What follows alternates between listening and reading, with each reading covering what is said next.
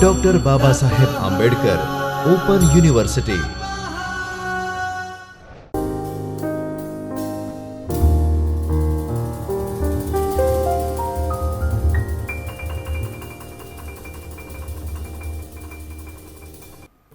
Namaskar students. I, Dr. BINNY VAGHELA, Assistant Professor from English Department, School of Humanities and Social Sciences, Dr. Babasaheb Ambedkar Open University, welcome you all to this video lecture series for the students of the third year Bachelor of Arts in English. In this session, I am going to discuss a personal essay written by William Hazlitt. The name of the essay is On Reading Old Books. This is unit number 14 from paper number 8. Content of today's session is objectives, introduction, theme of the essay, reading old and new, genre of literature, personal essay, books and writers in the essay, and figures of speech. Let's start with the introduction. The objectives of this session is, in this unit, you will learn to read, understand, analyze and appreciate a work of literature, a specific genre that is personal essay. You will be able to appreciate the features of the personal essay, which gained popularity during the Romantic Age. On completing this unit, you should be able to read literary essays, which distinguish the chief characteristics of each form, and understand the use of allusions and references by a writer. Before we move into the detail about this essay, let's discuss what is personal essay. A personal essay is a short work of autobiographical non-fiction characterized by a sense of intimacy and a conversational manner. It is also called a personal statement. Personal essays relate the author's intimate thoughts and experience to universal truths. They aren't simply a retelling of events, though that falls more in the realm of memoir or autobiography. They conclude with the author having learned, changed, or grown in some way, and often present some truth of insight that challenges the reader to draw their own conclusion. The personal essay is the freest form of literature. This also makes it the hardest to define. Broadly speaking, it can be broken into two sections: narrative and opinion. It is an account of your experience. It is your thoughts on a subject. The best essayists are able to weave these sections together. A personal essay can be written on any subject. Common themes include relationships, nature, isolation, hobbies, illness, writing, and morality and mortality. The subject is not the important thing, it is your treatment of it. Personal essays are concerned with the process of judging, not the judgment reached. You need to be aware of your prejudices and reveal them to the reader. Doing so will help to give the essay a conscience. The reader wants to see your point of view, what you think and why you think it. Your point of view is shaped by your experience, your personality and your writing style. You are constantly revealing yourself to the reader. The things that irritate or make you happy, the times in your life of pain or humor. These are the building materials of your personal essay. I is the most important word in the personal essayist vocabulary. The personal essay is a dialogue between the thinker who thinks, the writer who writes, and the reader who reads.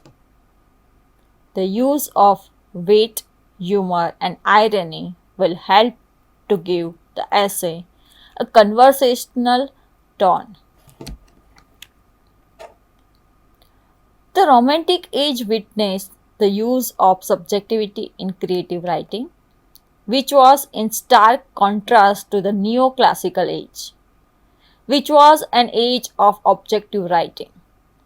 While poets like Wordsworth and Coleridge or Keats and Shelley wrote the subjective poetry, essayists like Charles Lamb and William Hazlitt were exponents of the personal essay in the same age.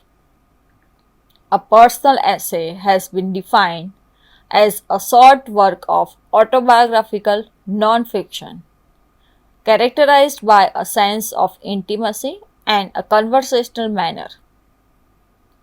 William Hazlitt has many writings to his credit, including treatises on moral philosophy and politics, collection of his critical lectures, etc., influenced by the events of the French Revolution. His outlook is essentially critical. His mind is deeply impregnated with romanticism, and this is further intensified by a vivid faculty of imagination. His most important collections of essays are The Round Table, Table Talk, etc. No one is probably more alive than Hazlitt to the joys of independence and of art. The essay on reading old books was first published in the New Monthly magazine and is also found in lectures on the English comic writers as well as in the Plain Speaker. The essay is a confession of his reading habits, and the essayist helps us wander with him through the various stages of his life. We peep into his likes and dislikes, almost as if he were talking to us. This is a characteristic feature of the personal essay as a literary form. As Lamb did in many of his essays, we find Hazlitt too revealing himself in the essay. The writer's own character is always there, flaunted before the reader, but it is carefully prepared and controlled before it is exhibited. Of Hazlitt's rambling style, a critic wrote, "The dew from 1,000 pastures was gathered into the softness." Now let's discuss the theme of the essay. Hazlitt describes in detail his love for reading, especially old books. He says that the fact that no new book can ever take the place of his old favorites. He believes in reading only those books that were published some time back and does not believe in the importance of their newest glues. To him, books are also read for the memory associated with them. That is, when he reads an old book, he is transported to that period of life when he first read it. To him, they then become links in the chain of our conscious being.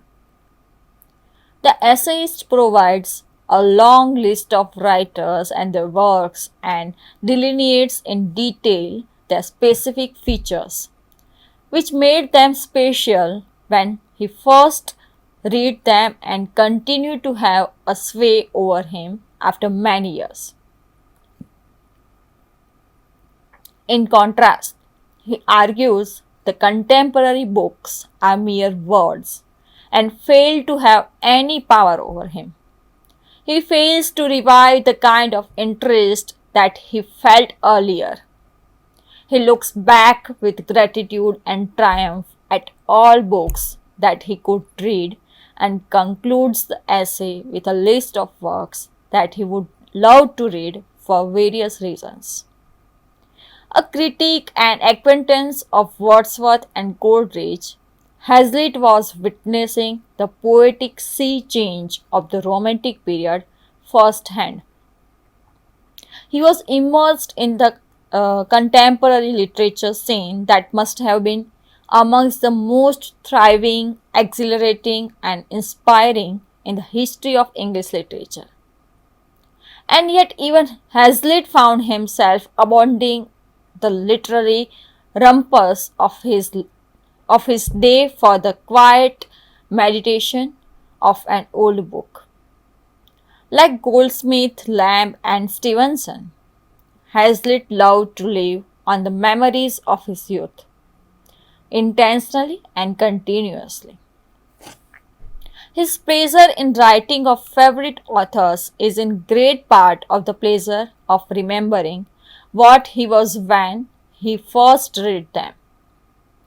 The happiness of his early life seems to be also the happiness of his later life. Now let's discuss Reading Old and New by Hazlitt. In the course of the essay, Hazlitt contrasts old and new books. In the process, he lists the features that make reading old books, such an enjoyable experience. The essay proves the wide reading of the essayist as he rambles through books and writers with consummate ease. To him, a book being old is not a flaw as many modern readers would like to opine. Old books bind the different scattered divisions of one's personality.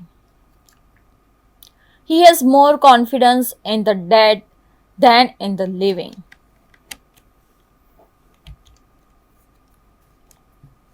Hazlitt is convinced that when he reads an old book, he looks at the face of an old friend and he seems to know what to expect.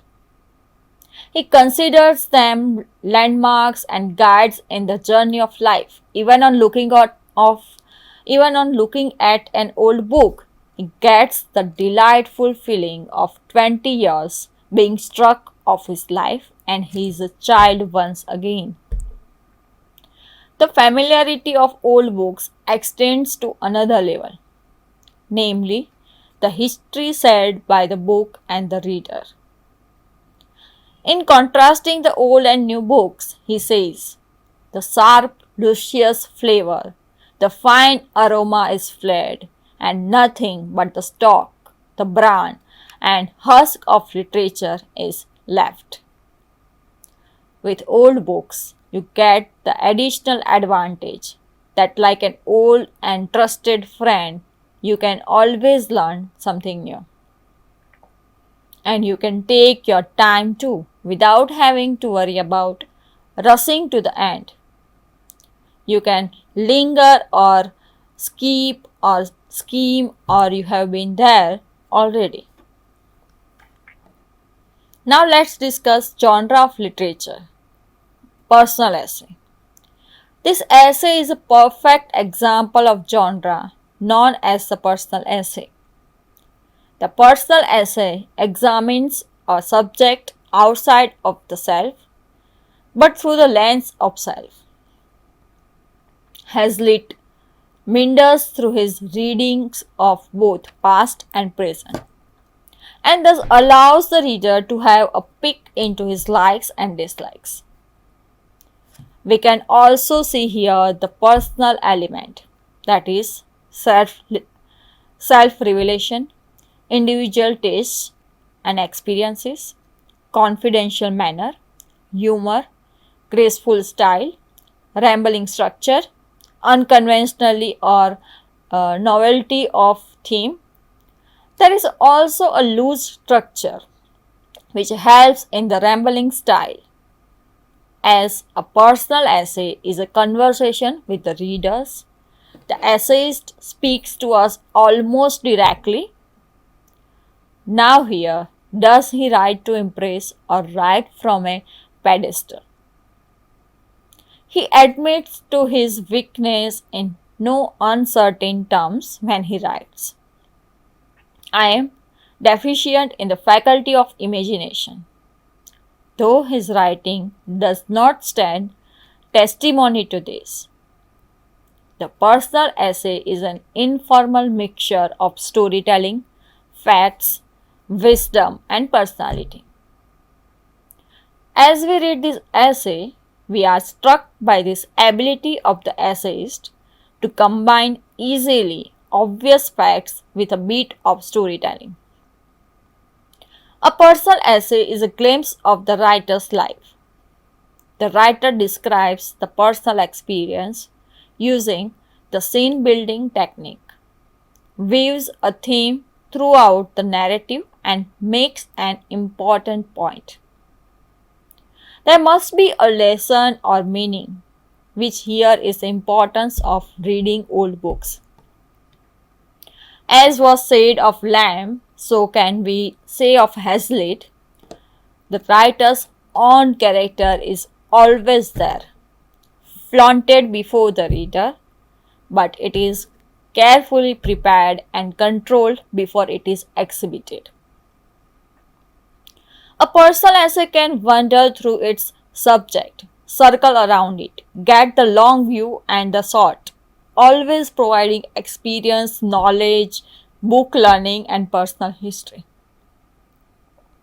This essay provides the reader with a wide range of books that one can read and also the features of each kind as well as how the essayist benefited from it. The personal essay tries to say what is evident and to come to a conclusion that the reader may agree or disagree. Many readers of future generations may totally disagree with Hazlitt's choice of books, but that does not deter the essayist from expressing his point of view. Now let's discuss books and writers in the essay. As the essayist writes of his love for old books, the essay is filled with names of authors and their books. It would be impossible to make an exhaustive list of them, yet a quick glance at some of them would contribute greatly to our appreciation of Hazlitt, who probably neither during his lifetime or even later received the acclaim he deserved. The essayist moves easily from the well-known authors, books, and characters to the almost unheard of. Hazlitt read almost all genre of literature becomes obvious as we read the essay. To him, these old books are indeed the wardrobe of a moral imagination. The characters and the characteristics of the three novels mentioned above are described vividly. As he writes, open them anywhere and there I find the same delightful, busy, bustling scene as ever, and feel myself the same as when I was first introduced into the midst of it. It is important to note that the French Revolution did have a great impact on writers of the Romantic age, and Hazlitt was no exception to this. Hobbes and Locke were among his favorite authors, and so was Dickens. Burke finds more description, but Burke's style was forked and playful as the lightning, crested like the serpent. He delivered plain things on plain ground, but when he rose, there was no end of his fight. There was no end of his flights.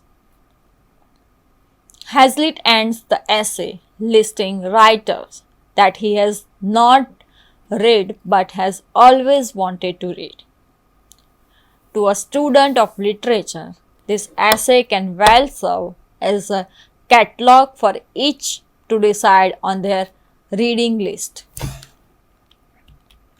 Now let's discuss figures of speech. Hazlitt was a painter too, and his feel for the texture of painting can be perceived in his essays too. This is seen also in the metaphors and similes with which the essay is luxuriously sprinkled. To him, the old writers and the pure and silent air of immortality, while the new ones are merely the dust and smoke and noise. His love for books is an appetite. Continuing the metaphor, he writes of his palate being nauseated with the most insipid or vilest trash, as newfangled books are mere meat dishes.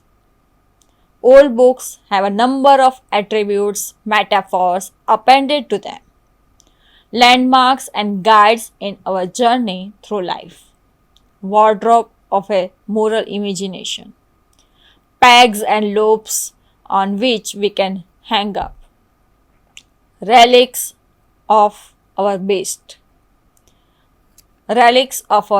affections, tokens and records of our happy hours, tokens and records of our happiest hours. The list above shows that the essayist combines adjectives and metaphors with a natural ease, as was the case with most romantic writers. To look through the pages of his favorite books was like gazing at wild beasts in a menagerie, and in recalling the pleasure that he felt in the past on reading those books of yore, he writes that they are like heavenly tints of fancy reflected in the bubbles that float upon the spring tide of human life. Reading a poem written by kids that he had read in his childhood, Hazlitt quotes at length from the poem. A reader would remember the rich tapestry of kids, the Eve of St. Agnes. The essayist says he dipped into these books, and we can see how well his quill is equipped to describe all of them. In this unit, you have learned the features of a personal essay, to appreciate and analyze the essay as a genre. Here are some questions which will help you to check your progress. First question is, what is personal essay? Second question is, how did Hazlitt show contrast between old and new books? And the third question is, describe the theme of the essay in detail. Here are some names of the books for further reading. First book is History of Literature by Albert. Second is Forms of Literature by B. Prasad. And third is Literary Terms by Brahms. So students, thank you for watching this video. Goodbye, namaskar. We'll meet you soon in the next video. Thank you. स्वाध्यायः परः